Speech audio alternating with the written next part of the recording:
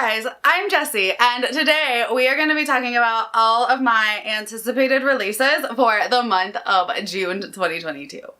There are quite a few books coming out, and I have, I think, about 9 that I am going to talk about today that I am very excited for, that sound really cool. There's a couple sequels, a couple new ones, like, we're just going to jump into it, try to make this video as short as possible because we know I can get rambly and long-winded and talk too much. So basically what I'm going to do is I'm going to tell you the book, the release date, a little bit of the synopsis if it's not a sequel, and then we're going to move forward. You can check all of these books out. I'll have everything linked like in my description if you want to, but yeah, let's jump into the video. The first one is coming out on June 7th, and that is Forging Silver into Stars by Bridget Kemmerer. This is actually a like spin-off of Cursed So Dark and Lonely series. I still have to finish that series, but so far I'm really liking it. So I'm excited that there's another book coming out in that series. I know we are following like completely different characters.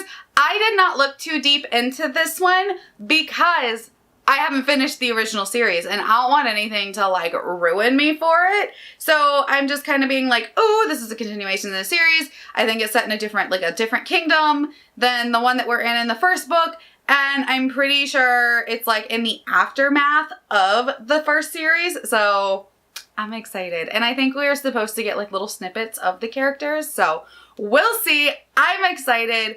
And yeah, hopefully I can finish the first series so I can get that one. The next one is supposed to come out on June 7th as well, and that is Never the Wind, and it is by Francesco Dimitri.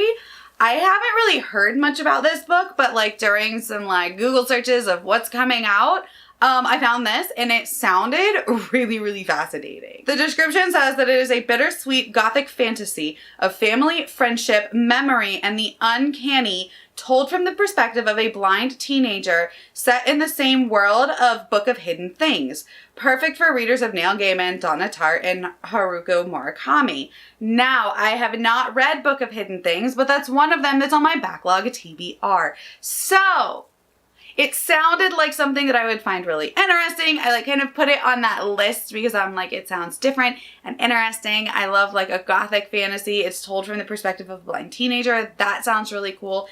And the Book of Hidden Things is one that I've been interested in picking up. So I'm hoping that this will make me like kind of more inclined to pick up Book of Hidden Things quicker, because I want to get to this one too, because like that cover is stunning and it just sounds really cool. It is set in 1996 and our main character's name is Luca. So like that's my kid's name. So we're off to a good start.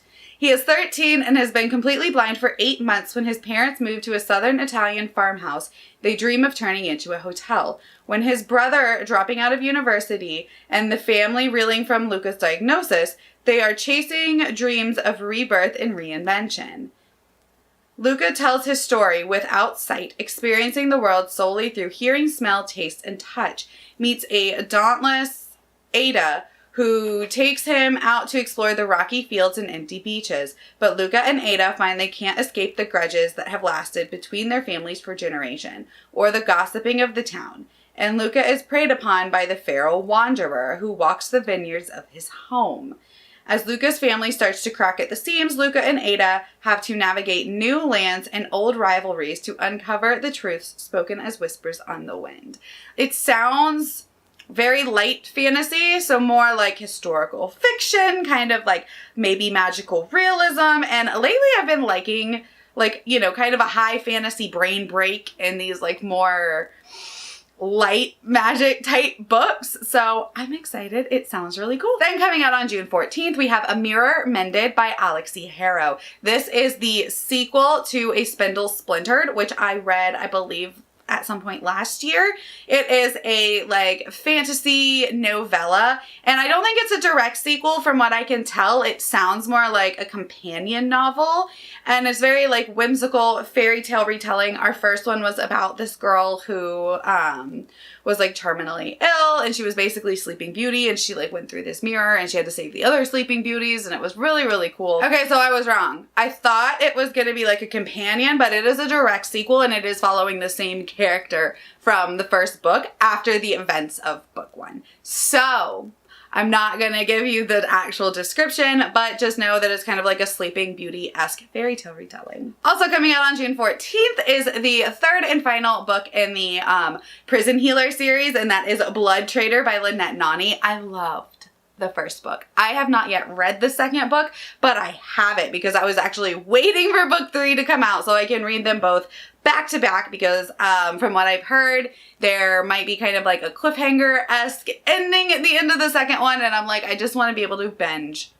them all. The Prison Healer was a fantastic YA fantasy book. I have a full review if you want to check it out. You can, you know, kind of dive into what that is and if you want to pick up the whole series, but just know that it is so good. And I really, really enjoyed it. Next, coming out on the 21st of June is This Wicked Fate by Kaylin Barron, and that is the sequel to This Poison Heart, another YA fantasy book that I read last year and really enjoyed. Again, full review if you want to check that out.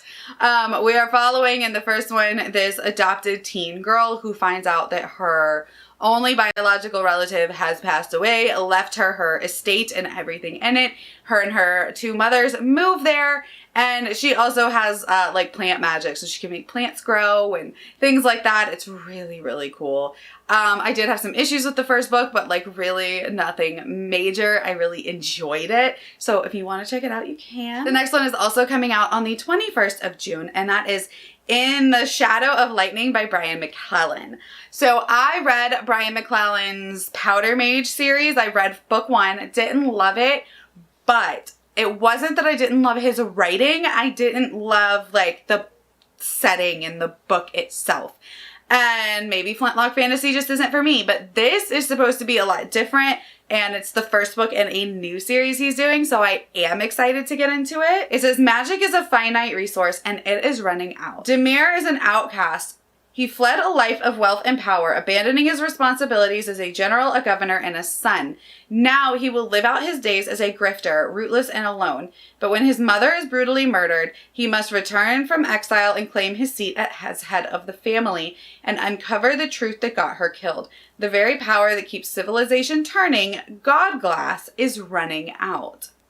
Now he must find allies, old friends, and rivals alike, confront the powerful guild families who are only interested in making the most of scraps left at the table, and uncover the invisible hand that threatens the empire. War is coming, and Demir and his ragtag group of outcasts are the only thing that stands in the way of the end of life as the world knows it.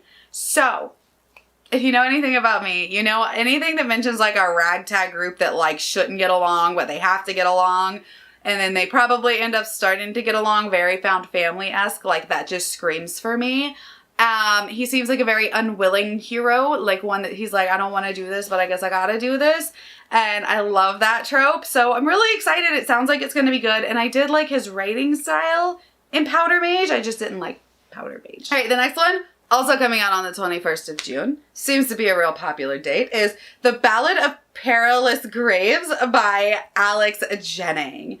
And I haven't heard anyone really talk about this. Again, I just kind of like popped up upon it. It says, music is magic in this vibrant and imaginative debut novel set in a fantastical version of New Orleans, where a battle for the city's soul brews between 2 young mages, a vengeful wraith, and one powerful song. Honestly, I need no more, right? I absolutely loved the Monsters of Verity duology, and it is probably one of the few, if not the only book that I've ever read that used magic and music together. And that in the description like grabbed me right away. I was like, music is the magic? Yes. I need nothing else. It's set in a fantastical New Orleans. I tend to love books that have a New Orleans setting to them because it's just so like beautiful and vibrant, and I love it. So I'm really excited for this one. It sounds really cool. Oh, then we're gonna go back to June 7th because this book comes out on June 7th, and that is Ordinary Monsters by J.M. Miro. And this is more of like a historical fantasy, which are very hit or miss for me, but when I love them, I love them. And the description of this sounds really, really cool. It is set in England in 1882. In Victorian London, 2 children with mysterious powers are hunted by a figure of darkness, a man made of smoke. 16-year-old Charlie, despite a lifetime of brutality, doesn't have a scar on him. His body heals itself, whether he wants it to or not. Marlowe, a foundling from a railway freight car, shines with a strange bluish light. He can melt or mend flesh. When two grizzled detectives are recruited to escort them north to safety, they are forced to confront the nature of difference and belonging and the shadowy edges of monstrousness. What follows is a journey from the gaslit streets of London to an eerie estate outside Edinburgh, where other children with gifts, the talents, have been gathered. Here, the world of the dead and the world of the living threaten to collide. As secrets within the Institute unfurl, Marlowe and Charlie and the rest of the talents will discover the truth about their abilities and the force of nature that is stalking them. The worst monsters sometimes come bearing the sweetest gifts. It sounds like it might be very like Victorian X-Men like. And I don't know why that just really appeals to me. Like something about kids with powers, like I love it. And I love that Victorian London setting. So again, excited. All right. And that is all of the books that I have that I'm really excited about that are coming out in June. Let me know which one you're excited about. If there's like one that I missed that you're really excited about that's coming out, let me know so I can check that out too. Yeah, there seems to be quite a few coming out. I'm really excited and hopefully I will get to at least a few of these before the end of the year because like I said, that backlog TBR is ridiculous right now. All right, well thank you guys for hanging out with me. My name is Jessie and I will see you next time. Bye.